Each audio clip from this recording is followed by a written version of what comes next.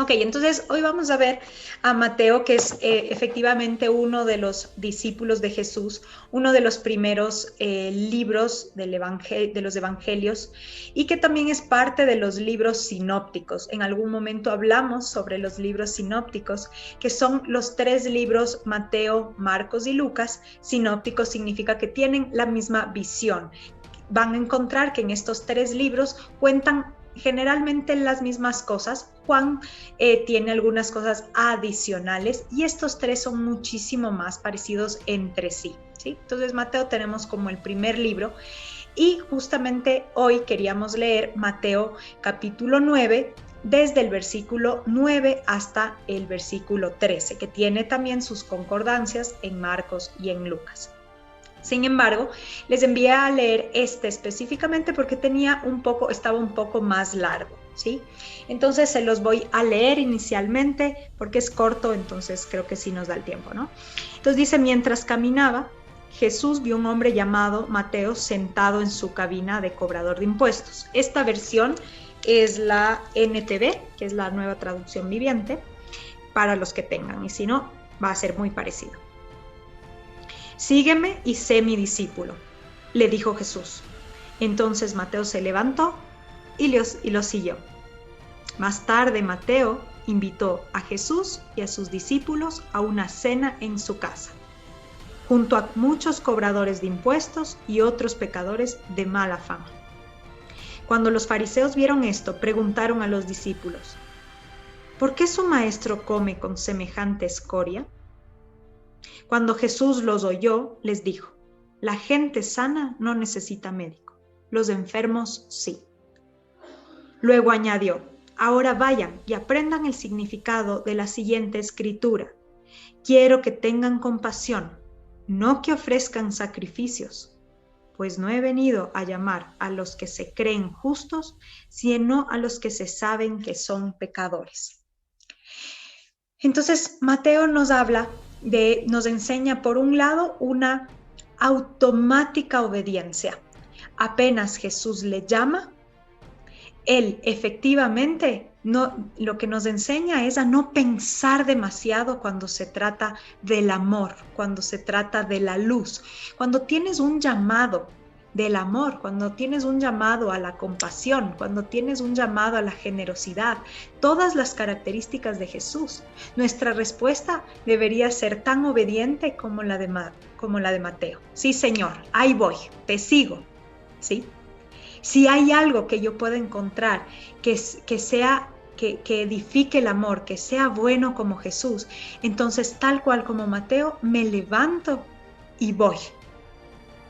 Y no, por otro lado, me quedo pensando un montón. ¿Cuántas veces nosotros, cuando nos piden, quisieras dar una cena para alguien o poner al servicio de otras personas tu casa o prestar el auto, tú sabes por dentro que es algo bueno, que es algo generoso? Y luego viene esa vocecita en nuestra cabeza que nos dice: chuta, pero ¿y ahora? Y si no tienes para la gasolina, y si no les gusta tu casa, es que no está ordenada, y si no es perfecto, y si no lo haces bien, ¿sí?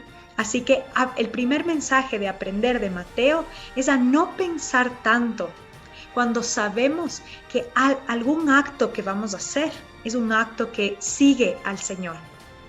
Y el Señor, ¿qué representa? El amor, el perdón, la generosidad. Cuando en tu corazón sientas que es momento de perdonar, de decir una palabra amorosa, hazlo con obediencia y rapidez como lo hizo Mateo, ¿sí? Si sientes en tu corazón que, bueno, creo que es momento de abrazar a mi hermano, de pedirle disculpas a alguien, no lo pienses dos veces, porque si lo piensas dos veces va a venir el enemigo y va a decir: ah, pero no se lo merece, ah, pero él mira cómo te respondió, ah, pero te va a doler. Por eso es que me encanta porque Mateo responde tan rápido como puede. Y creo que esa debe ser nuestra respuesta cuando se trate del amor. Porque yo creo que si Mateo se demora 5 segundos más, a lo mejor Mateo se lo piensa. Chuta, yo ya tengo dinero, estoy en un lugar bueno, Me odian los judíos, pero también tengo mis amigos que son otros cobradores de impuestos. O sea, tengo una vida buena, no me puedo quejar, estoy bien. Pero me encanta porque cuando viene Jesús a nuestra vida, generalmente a veces viene cuando te sientes bien, cuando todo está así como equilibrado. Y de repente te dice, hey, tú, quiero que te muevas, quiero que hagas algo diferente, quiero que salgas de esa zona cómoda de cobrador de impuestos y hagas otra cosa. Hace algunas semanas habíamos hablado que el camino de la fe es un camino que reta, es un camino que nos mueve de nuestra zona cómoda. Y efectivamente, cuando Jesús llama a Mateo, es una situación que le invita a cambiar toda su vida de un punto a otro punto. Por tanto, no te parezca raro que si tú estás en tu vida cotidiana, bien, en tu logística de, bueno, voy al trabajo, me va bien, con mis hijos me va bien, de repente sientas a lo mejor un vecino que es molesto y tú tienes que, a lo mejor estás siendo llamado a ser paciente, o tienes un familiar que te está juzgando y el Señor te está haciendo un llamado a amarle con más ahínco, ¿sí? Ahí es cuando nos hace el Señor los llamados, y como Mateo, ojalá pidámosle al Señor que respondamos automático, ¿sí? Y digamos, sí Señor, me levanté y me fui, ¿sí? Me encanta también, por otro lado, que Mateo efectivamente era parte del grupo de los rechazados. Los cobradores de impuestos eran los enemigos, los traidores de los judíos, porque recordemos que en ese entonces los cobradores de impuestos trabajaban para los romanos, y los romanos exigían constantemente que se cobren impuestos a la gente que no tenía ni siquiera dinero. Entonces les estaban cobrando constantemente, entonces eran como los explotadores de su mismo pueblo, ¿sí? Entonces me encanta que esta historia de Mateo nos llegue para comprender que como hemos visto en otros escenarios, la lógica de Jesús y la lógica de Dios no es nuestra lógica. Nuestra lógica sería escoger a alguien muy orador, a lo mejor alguien muy perfecto en su vida. Y en este caso ha escogido a alguien que ha sido rechazado por su misma gente. Estoy segura que no tendrá familia, su familia. De hecho, si se dan cuenta, cuando hace la invitación a cenar en su casa, no dice que estaba con su familia.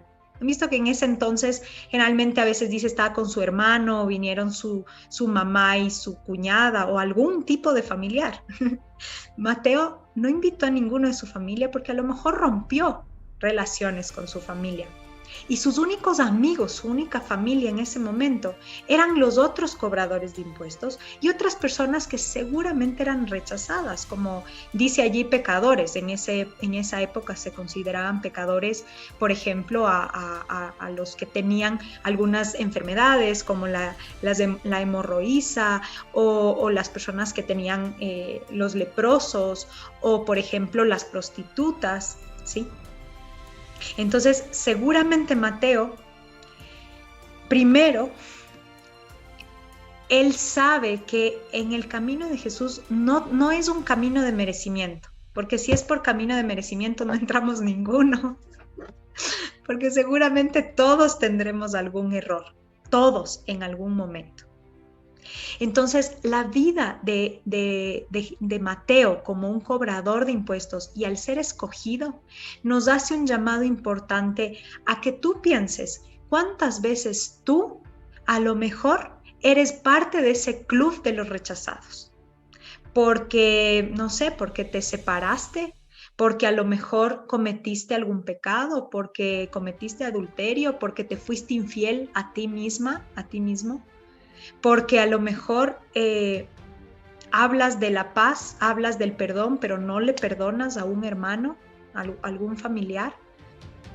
Porque a lo mejor vas en el auto, como yo les decía la semana pasada, mandaba yo un audio a la comunidad bíblica y de repente pasó un auto y yo gritaba, ¡tu madre! ¿Sí? Pues obviamente lo borré, sí les comenté, pero ¿Cuántas veces somos nosotros también parte de ese grupo de los rechazados, ya sea por la sociedad o porque tu misma mente te dice y te vende, tú no eres merecedor? No eres merecedor para seguir el amor, para decir que eres bueno. No mereces nada. Y también por otro lado nos hace un llamado de cuántas veces a veces estamos del otro lado. Nosotros juzgamos a las otras personas diciendo, ¿cómo puede ser que esta persona sea pastor, sea sacerdote, sea líder de comunidades y no hay coherencia en su vida? ¿Cuántas veces hemos caído en eso también? Y yo les debo recordar una cosa, ni nosotros que a lo mejor seguimos a líderes, ni los líderes de líderes, ni ningún ser humano que sea de carne y hueso, no va a tener errores. Todos, como somos humanos, todos vamos a tener errores. Porque ninguno todavía al menos no ha muerto, ni es Dios en carne y hueso. Por tanto, ¿quiénes somos nosotros para a veces decir, este no vale?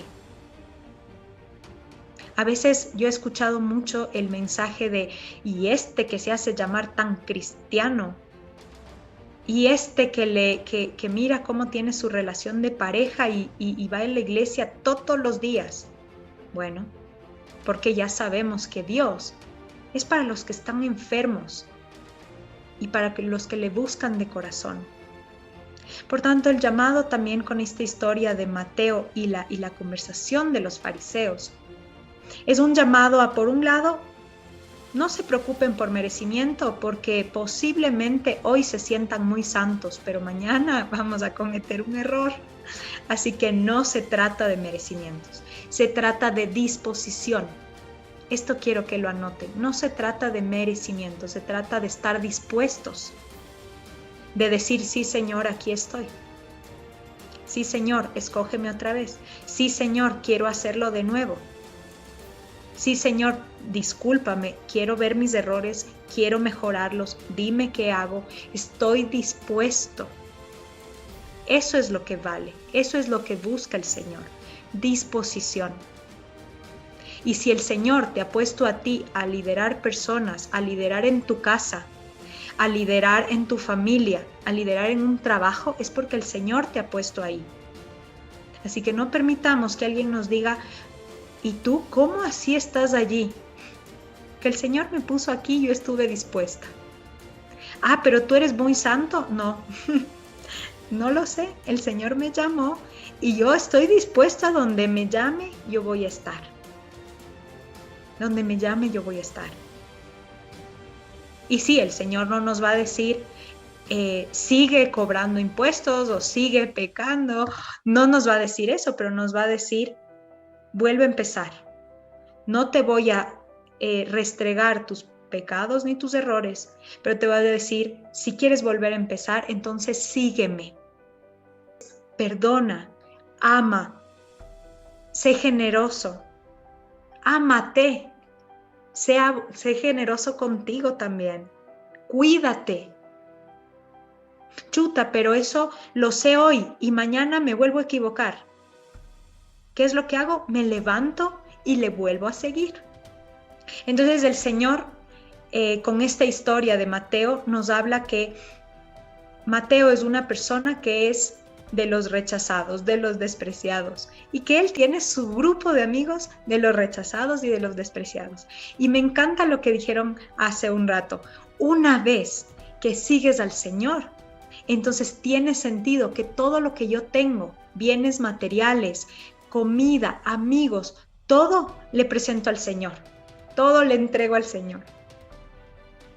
Porque al final Mateo reconoce que todo eso que él tiene le pertenece a Dios. Por eso se lo da, sin medida. Y la pregunta también será para nosotros, ¿damos todo lo que tenemos al Señor sin medida? Señor, tú me has dado, y si tú me lo quieres quitar, te lo doy. Tú me has dado mi trabajo, tú me has dado mi casa, tú me has dado mi familia. Si mi familia se debe ir, si mis hijos deben volar, que vuelen, porque son tus hijos. Si las cosas materiales se tienen que ir algún momento, en el servicio bíblico se habían llevado algunas guitarras, nos habían robado. Y nosotros decíamos, bueno, qué bueno que se hayan llevado las guitarras, porque al final eso va a ser para hacer música. Y si alguien se llevó un televisor, entonces que sea bendición para otra persona.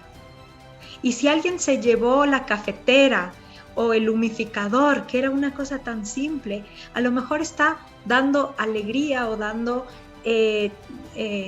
un instrumento de compartir en familia. Porque si el Señor me da, ahora le está dando a otro y a mí me va a prosperar para reponer aquello que se fue. Amén. Porque el Señor es el que nos da. El Señor es el que nos escoge. Él solo nos pide no ser merecedores. Él nos pide estar dispuestos como Mateo. Hagámoslo como Mateo automáticamente para que el enemigo no tenga tiempo ni siquiera de sugerir nada, sino que nosotros digamos, ahí estoy. Señor llama, ahí voy. Tener también esa humildad de decir, hey, no tengo que ser perfecto.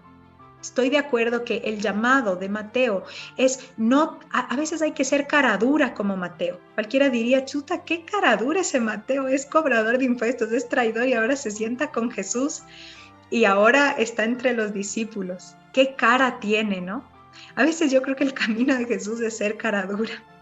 O sea, es decir, chuta, ¿sabes qué? Sí me equivoqué, sí he cometido errores, pero estoy volviendo a intentar. Al único que le debo respuestas o quien me puede decir que estoy mal es Dios. Y yo con Él estoy trabajando en mejorar. ¿Sí? Pero también tener esa humildad de decir, hey, no tengo que ser perfecto para estar en el camino del Señor. No tengo que ser perfecto para decir que hay que escoger el amor, que hay que volver a la paz. Y a lo mejor la gente dirá, ¿y quién eres tú para decir esto? Si yo a ti no te veo muy pacífico, si a ti no te veo muy amoroso, y tú dices, no sé, yo solo, el Señor me dijo que esté dispuesta y yo digo lo que Él me dice. Y yo también estoy trabajando, porque soy un ser en construcción.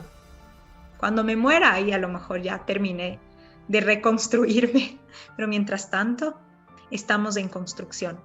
Y el llamado final que nos hace el Señor Jesús con esta historia de Mateo es que el trabajo de conexión con el amor, con Dios, no está solo en los sacrificios, no está solo porque mira que no lo elimina del todo, ¿sí?